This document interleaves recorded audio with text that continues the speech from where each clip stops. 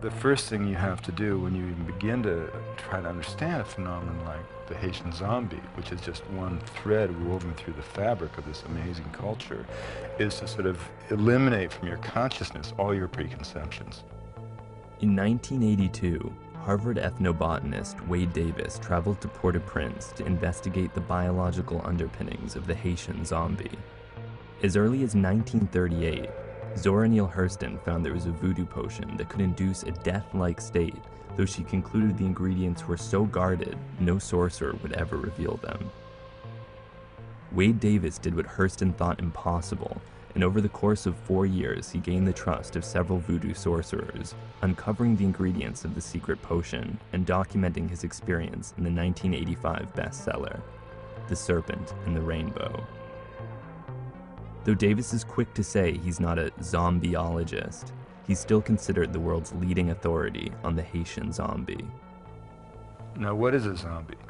A zombie, by folk belief, is a living dead.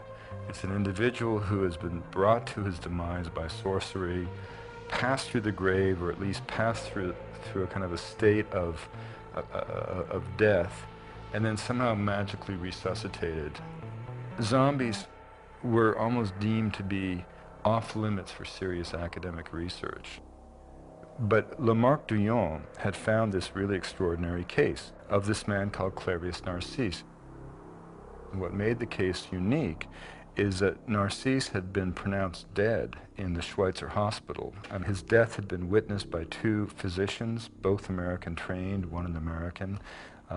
There were impeccable records describing his pathology at the time of his demise. 18 years later, this man claiming to be Clarius Narcisse turns up in his home village, claiming that he'd been made a zombie.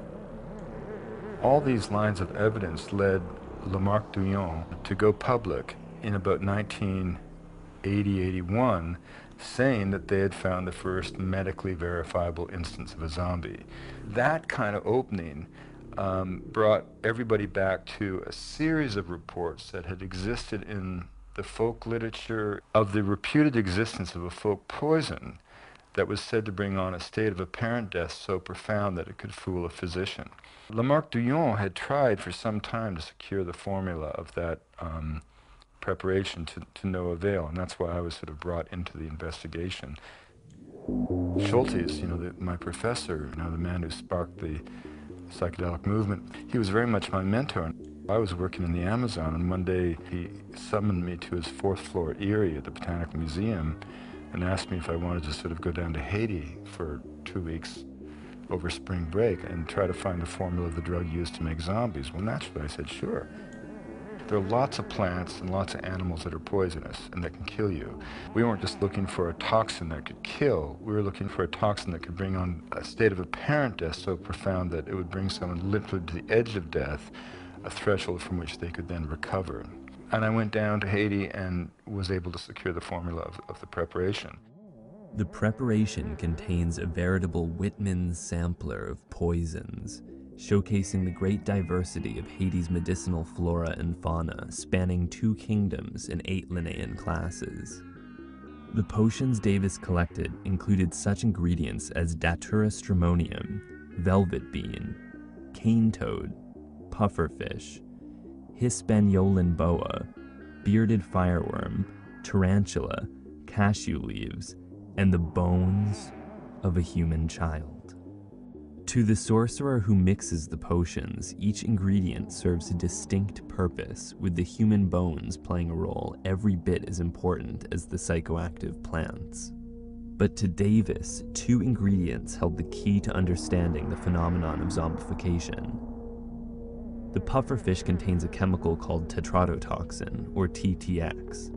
If administered in the correct dose, the victim will find themselves trapped in a flaccid paralysis perfectly mimicking the appearance of death. Upon their exhumation, the victim is fed a paste of datura stramonium, which obliterates their memory, leaving them in a stupefied, obedient delirium. We never could prove really anything, but we could show that this was something that had a kind of coherence within the worldview of the Haitian people.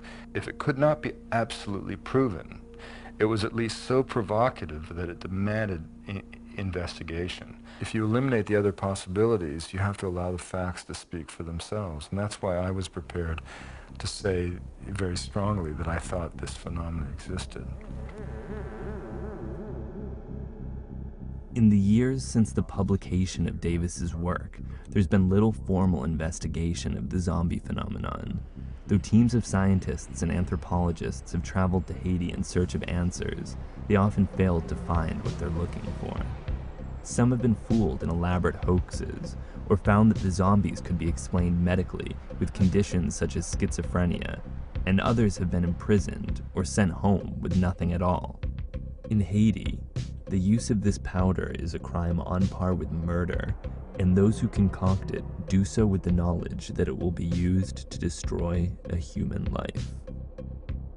In light of all this uncertainty, I will travel to Haiti to investigate the zombie and attempt to collect poison samples for the first chemical analysis in almost 30 years. My results could support Davis's theory, or redefine our concept of the Haitian zombie. Or I could have a railroad spike driven through my scrotum.